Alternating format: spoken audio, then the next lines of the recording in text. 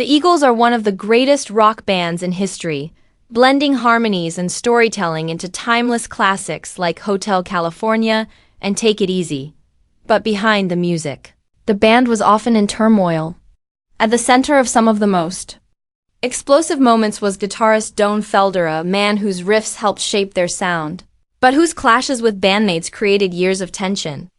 Now, when Felder finally breaks his silence, the story is even more dramatic than fans ever imagined. Felder's arrival and his impact. Don Felder joined the Eagles in 1974, just as the band was evolving from country rock into a harder, guitar-driven sound.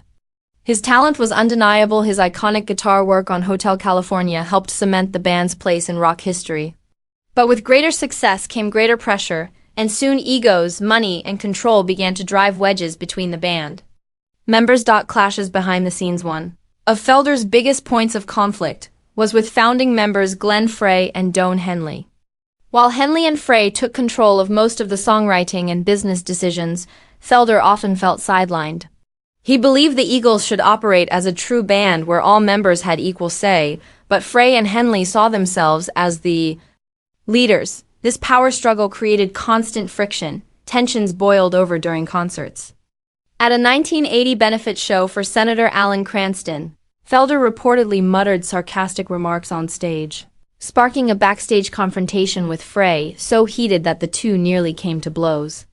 It was a turning point, showing just how toxic the atmosphere had become. The first breakup by 1980.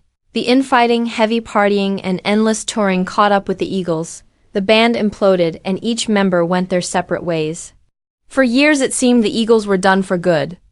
But in 1994, they shocked fans with the Hell Freezes Over Reunion tour, a name that hinted at just how unlikely the reunion once seemed.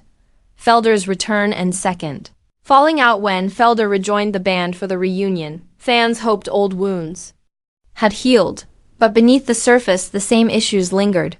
Once again, Henley and Frey dominated decision-making, and Felder felt treated more like a hired hand than an equal partner. The tension returned, and this time it ended in lawsuits. In 2001, Don Felder was fired from the Eagles. He responded with legal action, suing Henley and Frey for wrongful termination and unfair treatment.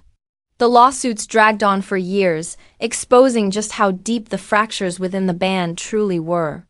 Though the lawsuits were eventually settled, Felder's relationship with his former bandmates never fully recovered. Tragedies that shook the band. While personal feuds dominated the headlines, the Eagles also faced heartbreaking tragedies. In 2016, Glenn Frey, one of the band's founders, passed away due to complications from pneumonia and other health issues. For Felder, despite years of conflict with Frey, the news was devastating. He admitted that no matter the fights, the bond they shared through music was something that could never be erased. Felder's side of the story in his memoir Heaven and Hell, My Life in the Eagles. Felder broke his silence, detailing what it was really like behind the scenes. He described the relentless arguments, the egos, and the way business and money tore the group apart. Yet, he also acknowledged the magic they created together, the unforgettable music that continues to resonate decades later. Legacy beyond the feuds. Today, Don Felder has moved on with his solo career, but the Eagles remain an important part of his life story. The band's history may be filled with drama, but it's also filled with brilliance. When Felder reflects on his time with the Eagles, it's clear that the legacy is bittersweet, marked by unforgettable highs and painful lows.